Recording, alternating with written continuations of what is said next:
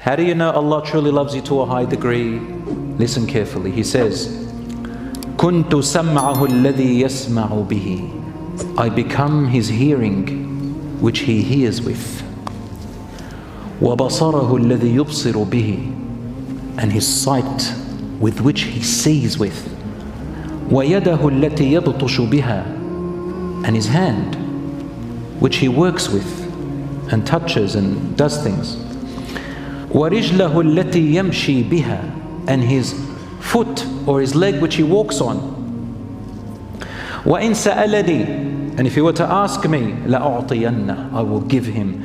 وَلَئِنِ اسْتَعَاذَنِي. And if he seeks my refuge, لَأُعِذَنَّ. I will protect him. What does it mean that he becomes your hearing and your sight and your hand and your foot? This is metaphorical, not literal, of course. I become his hearing, meaning suddenly you reach a level where you yourself will love listening to things that Allah loves. And you yourself will find automatically that for some reason you start to dislike listening to the old things that Allah dislikes and hates. It doesn't matter what it is. Allah dislikes it. Suddenly you love listening to the Quran. Before you didn't. Suddenly you love listening to Islamic reminders. You even go to sleep on them. It makes you calm. That's a sign that there is something happening. Suddenly you love listening to advice of that person you used to run away from when they told you, it's salat time, brother. Sister, the covering. Sister, the salat. Brother, the words that you're saying. Suddenly their words are like honey to you. You no longer take offense from them. Suddenly you like to listen to things that get you closer to Allah, that remind you of goodness. And then you hate listening to gossip. You hate listening to backbiting. You hate listening to swear words. You hate listening to abuse. You hate listening to just wasteful talk.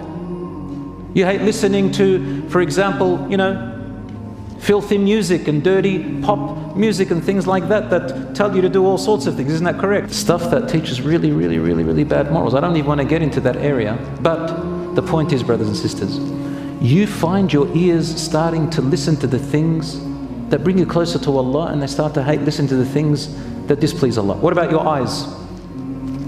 Your eyes enjoy looking at the things that Allah loves and begin to hate looking at things or find pain. And the regret hits you a lot when you look at haram things. On the internet, on the TV, in a book. Of course, we don't live on another planet, so I know that there are haram things around us. We're not asked to be super Muslims.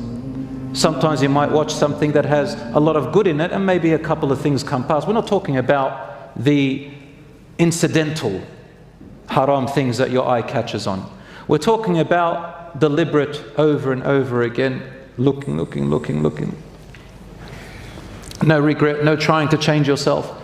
Suddenly your eyes find it easy to look away.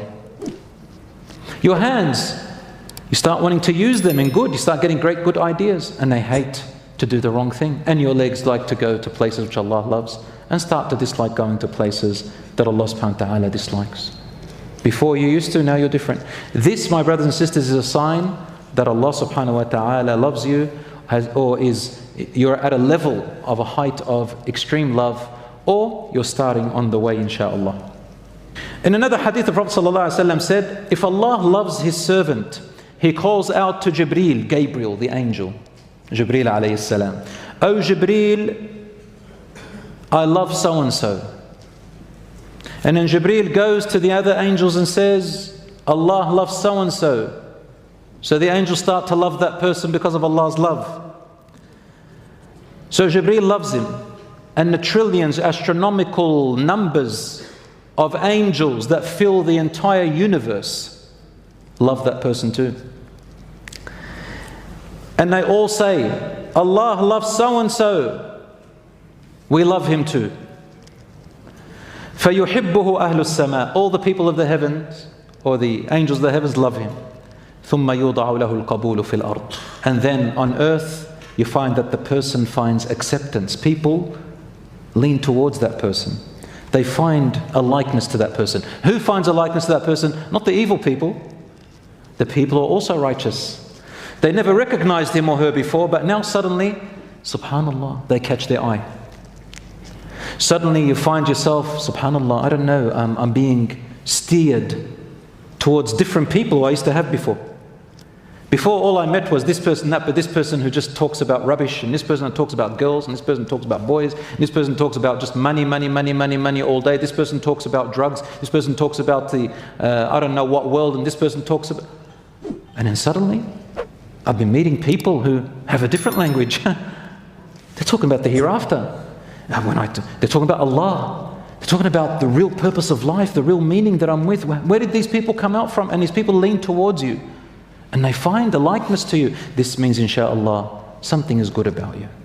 And then if you are in a particular, let's say, expertise, let's say you started a type of project which is good. Let's say you're in da'wah, or you're teaching Quran, or you're teaching a skill for the benefit of Allah, to benefit the Muslims and to make them stronger. And you're doing it for the sake of Allah, and then you find that people are following you. They're coming towards you. They're learning from you. They like you.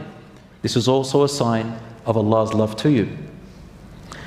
So, depending on the level, sometimes a person, wallahi, never talks about their good deeds. You might not talk anything. Nobody knows how much charity you give. Nobody knows how good you are at home. Nobody knows what you do in the secret. You've never told anyone. But somehow, Allah makes it exposed. Allah makes your good work become exposed even if you try to hide it. Why? Allah likes you to shine. Allah likes you to shine. So long as you are not the person who wanted to go and show off, Allah makes you shine. The Prophet ﷺ said, "Man tawada'a lillahi rafa'ah." Whoever humbles themselves for the sake of Allah, meaning if I do this good work, I'm doing it for the sake of Allah, Allah will raise them.